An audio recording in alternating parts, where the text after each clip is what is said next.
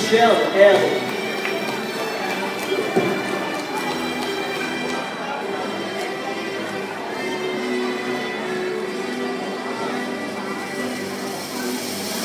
Cuartero Alma O.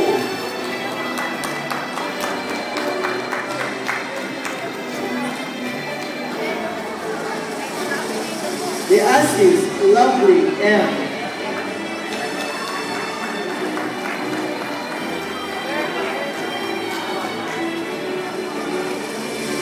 Doon po sa mga hindi pa po tatanggap ng ilang certificates, inaanyayahan po natin na manatili lamang po nakaupo. Maraming salamat po.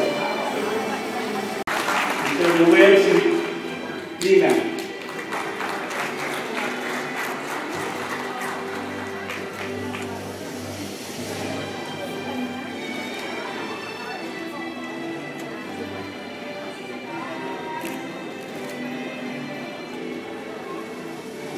Miss Luella Gumlao. Ano na kaya ang mga plano ninyo after these commencement exercises? Inisip ba natin kung ano ang ating gagawin? Ano ang makabuluhang role na gagampanan natin after we graduate this course, after we leave Polo Owa? So after we leave our old friends, ano na ang plano natin sa buhay? Ano na ang gagawin natin sa ating natutuhan? Ano ang gagawin natin para sa ganoon ay masabing ang ating natutuhan ay talagang kapaki-pakinabang, hindi lamang pang sarili, kung hindi pambayan, kung hindi pang kababayan, at maging sa ibang organisasyon. Ipinapasa ko sa inyo ang tanong nito dahil sa ilang kayong graduates. Sa ngayon, 8,777 total. 321 kayo ngayon.